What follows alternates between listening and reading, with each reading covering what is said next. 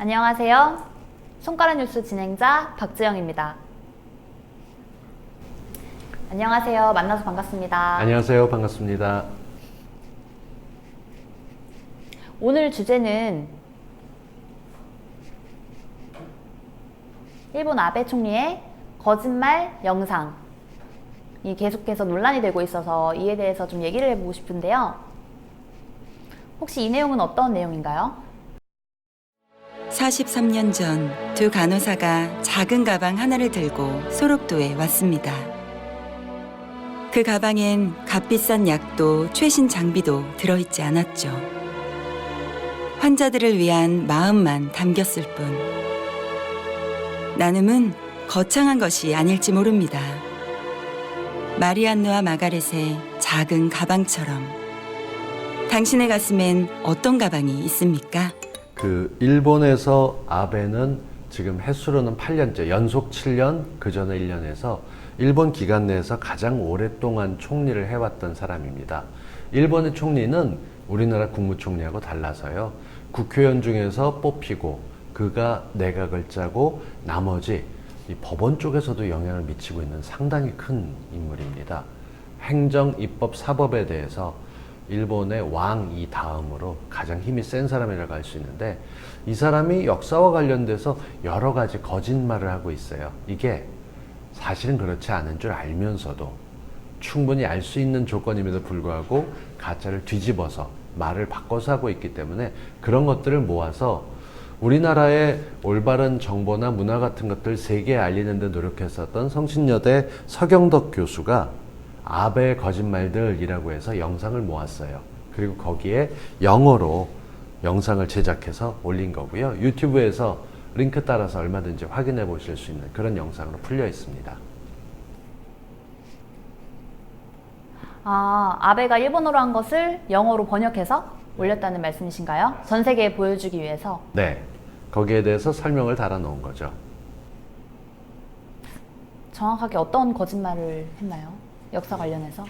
일본이 우리나라를 강제로 점령했었던 일제강점기에 있었던 일들, 그리고 강제 동원하면서 노동을 시켰던 남자들과 성노예를 끌고 갔었던 강제 위안부들, 그리고 침략했던 역사를 스스로 굉장히 도움을 준 것처럼 바꾼 거, 이런 것들에 대해서 아베의 거짓말들을 총 정리해서 3분 30초 정도 분량이니까 길지 않습니다. 근데 보다 보면 빠져들게 돼 있는 그런 영상이죠. 그런 내용이 있었군요. 또 이런 말도 있잖아요. 아베 집안 내력 자체가 애초에 한국과 대대적으로 사이가 좋지 않았다. 이런 말들이 있는데 일본은 정치가 집안에 대해서 굉장히 여러 가지 얘기가 나오는데요. 아베의 외할아버지가 일본의 총리를 하고 있을 때 우리하고 또 사이가 좋지 않았었습니다.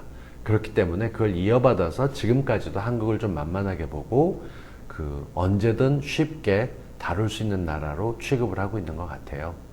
그런데 그런 역사를 떠나서 7년째 총리를 하고 있고 그 사이에 대통령도 3번이나 바뀌었죠.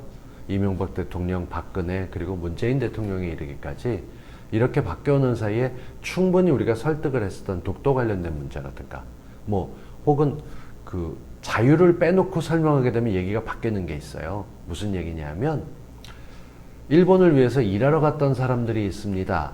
그런데 당시엔 노동조합이 없었기 때문에 식으로 얘기를 하게 되면 굉장히 정당한 것 같지만 강제로 자기 뜻과 상관없이 끌려갔었던, 그래서 그걸 우리가 징용공이라고 부르는 건데요.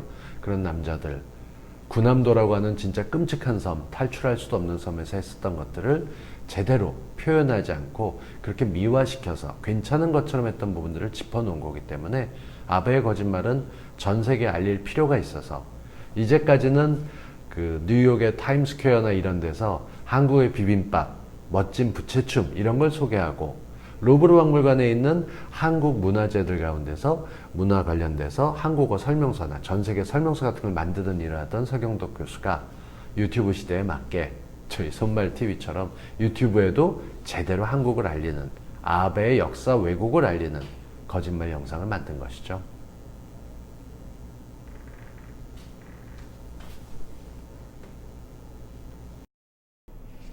지금까지 7년을 집권했다고 하셨는데 아베가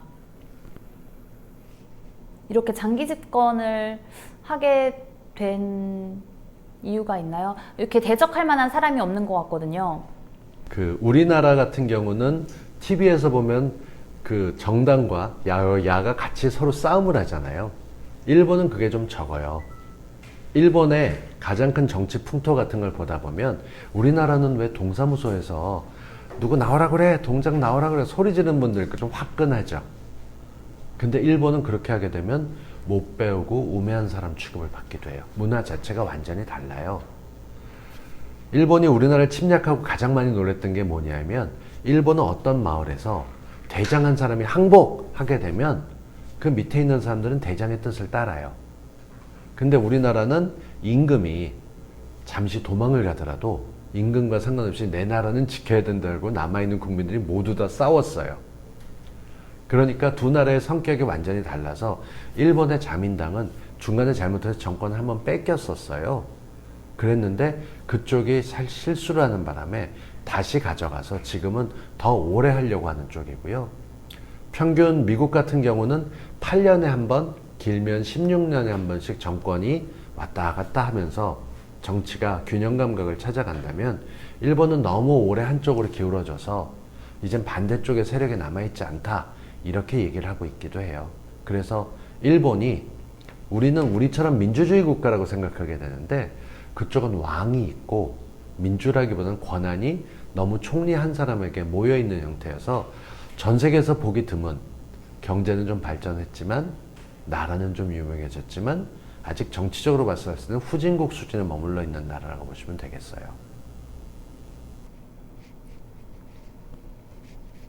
안 그래도 요즘 한일 무역 전쟁 때문에 뭐 똥재팬 이런 말도 있고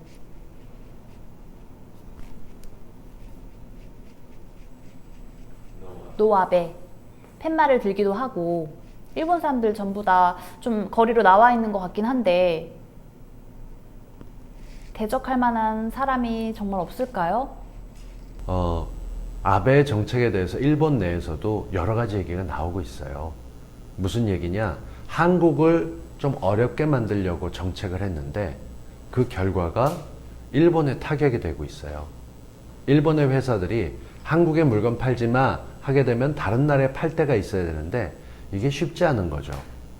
그래서 여러 가지 불편이 있기 때문에 아베가 잘못했다라는 목소리가 일본 내에서도 조금씩 나오고 있어요.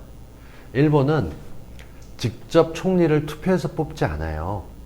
의원들이 뽑는 거기 때문에 그 자민당에서 국회를 해산하고 새로운 총리를 또 뽑을 수도 있는 방식이 되는 거죠. 직접 우리나라 같이 생각하는 게 아니고요. 일본의 후진성을 얘기할 때 가장 많은 게 투표 해보게 되면 우린 도장 하나 찍잖아요. 예쁘게 되어 있는 것들. 어렵지 않아요. 사람이 많고 긴 종이에 써 있는 걸 인쇄한다면 일본의 국회의원 선거를 하러 갈 때는 이 종이에다가 자기가 지지하는 사람의 이름을 직접 써야 돼요.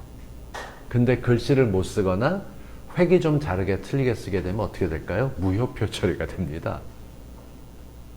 그리고 이름이 잘못 쓴 게 너무 많아서 어르신들 계신 동네에서는 그럴 수도 있잖아요. 연세가 많이 드신. 일본은 또 장수국가 중에 한 명이니까. 그렇게 되면 그걸 가져다가 적당히 또 나눠요. 그러니까 정확하게 투표를 하거나 하는 게 아니라 정치적인 것. 이게 전혀 어렵지 않은데 인쇄 문화가 굉장히 뛰어난 일본임에도 불구하고 이미 정권을 쥐고 있는 자민당 계열에서 힘을 내놓지 않으려고 생긴 일이에요. 안타까운 현실이죠. 그렇군요. 아베 거짓말 영상을 그렇게 편집해서 유튜브에 만들어 놓은 자체가 굉장히 좋은 아이디어 같아요. 그 8월 15일 우리는 빛을 다시 찾은 날 해서 광복절이라고 불러요. 전 세계에서 전쟁에 이긴 날, 진 날 말고 그렇게 빛을 다시 되찾은 날이라고 기록하는 것은 그만한 의미가 있는 건데요. 그 하루 전인 14일은 일본군 위안부 피해자 기림의 날이라고 해요. 기억하고 기록하고 그들을 안타까워하고 마음을 더 수자하는데 그날을 맞이해서 서경덕 교수가 의미 있는 영상을 만들어서 올려놨다라고 얘기하는 것이고요. 짧은 영상 하나겠지만 분명히 많은 사람들이 보고 영향을 미칠 거라고 생각해요. 네, 맞아요. 앞으로 더 널리 퍼졌으면 좋겠어요. 자세한 설명 정말 감사드립니다. 고맙습니다. 오늘 뉴스에 대해서 유익하셨다면 구독과 좋아요 버튼 많이 눌러주세요. 손가락 뉴스 마치겠습니다. 감사합니다.